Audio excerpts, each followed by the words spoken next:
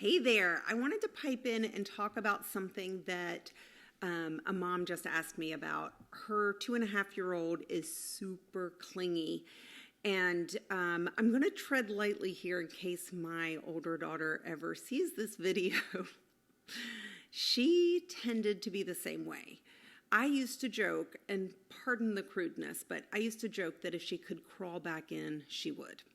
So this is a daughter who loves her mommy and just is really close with me, and she wanted to be with me all the time. And if she had her way, even today, it would just be her and me, like her and me against the world.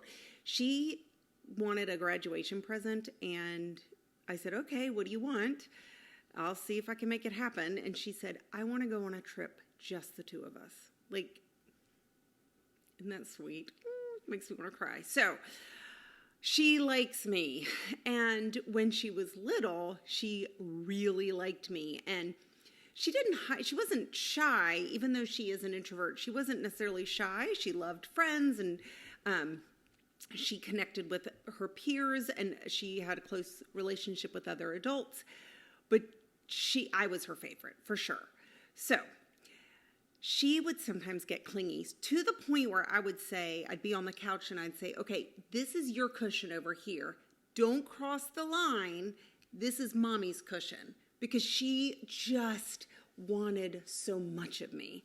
And I was a single mom at the time, and I was teaching, and I had given so much of myself all day long, and I had a younger daughter than her. I didn't have much to give. So one phrase that I love to use, and if you have more than one child, or even if you just have one child, you can say this. I used to say this to my students at school, because there'd always be a couple who wanted a lot of me. And I would say, I am like an apple pie. I have got to be enough to let everyone have a piece. Don't take more than your fair share. So you can use pizza or anything, but using a pie, an apple pie or a pizza is really good, because they understand if you only have one pizza, you have to cut it up so everybody gets a piece, so they really get that visual, and then they can understand, oh, I'm being too much, I'm asking for too much. And it doesn't hurt their feelings. It's just a nice little boundary saying, don't take too much, don't take more than your fair share. They understand that, even younger children. Okay, so this mom was really frustrated with her clingy toddler, and she's like, oh my gosh, is this phase ever going to end? And the answer is yes. There are times when children have separation anxiety, and there are several times during development that children go through this, not just when they're little, but again, at 4 and maybe 7, though it's possible that children have another insecure, they get insecure. It's usually associated with a growth spurt or a developmental spurt in the brain. Okay, so that would be a developmental growth spurt in the brain, clarify. So I told her this story, and I'm hoping that would be helpful to you. First of all, I told her about the couch, and then she said, well, I was thinking about setting a timer. How long should I set it for? And I said, well, you should really set the timer for as long as you can genuinely stand it. I know it sounds like a joke, but if you only have 60 seconds to give your child without getting creeped out and feeling your anxiety creep up and you're like, oh my God, I'm going to scream, then just set it for 59 seconds. And here's why. You don't want to send mixed messages to your kid. If you're feeling frustrated, if you need a break, tell the child, sweetie, mommy wants to hear your story. Right now, I'm feeling a lot of pressure to get dinner on. So why don't you tell me the story while I cook? Or you can say, can you tell me that story and finish the story in 3 sentences or less? And if the answer is no, then you say, okay, if you want to continue, I'm going to have to check my email. I'll be listening, but if you want my undivided attention, you're going to have to either make it shorter or wait.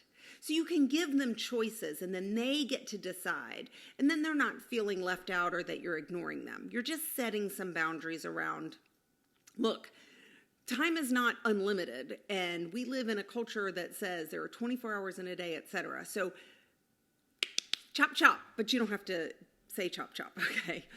So this mom wanted to know how long the timer should be set for. I said, as long as you can be calm with your child. And then I told her this story, and I'm hoping that this story can really solidify this idea for you and help you out. So I was a stay-at-home mom, and then I got divorced, and I had to go back to teaching. So I was with students all day, give. Very early start. I had to be at work at 7:30 in the morning. And then I'd stay till 4, and then I'd go pick up the kids. So I'd pick up the kids between 4:30 and 5. My goal was to be home by 5. So it's 5 o'clock. It's already been a 10-hour day, and I was going to try to cook dinner, have dinner, eating dinner by 5:30 so we could have a little bit of playtime, clean up, have them bathed or whatever in bed by 7 because we were getting up at 5:15, 5:30. So it was really important that I had everything done. And then I had to grade papers and plan for the week or whatever was ahead for work. Talk about exhausted. So when I got home, my 4-year-old, that's the older one, she was terrible. Just whiny and clingy and just demanding a lot of attention and really getting in trouble. And I was like, stop it, don't sit there, do this, play this, leave me alone, I gotta cook dinner. It was not good. So I decided that what was gonna happen, it just came to me. I didn't have some brilliant, whatever. Thank you, universe, for giving me this information. I said, oh my gosh, I'm going to give her what she wants.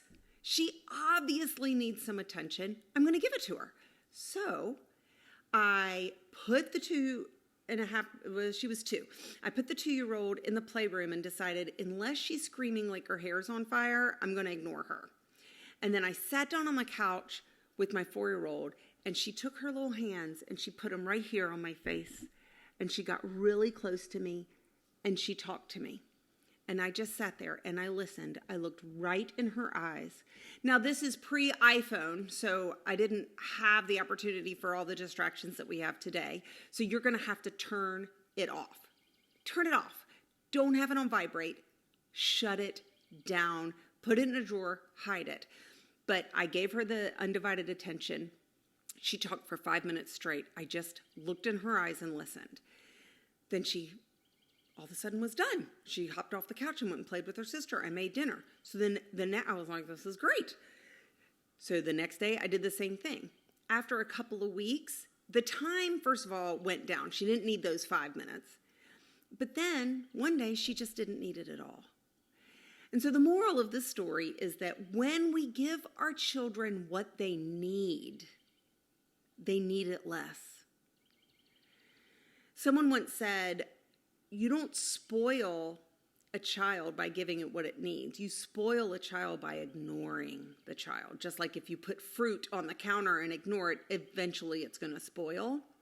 You take care of the needs of your child, and your child will thrive and then will stop needing so much.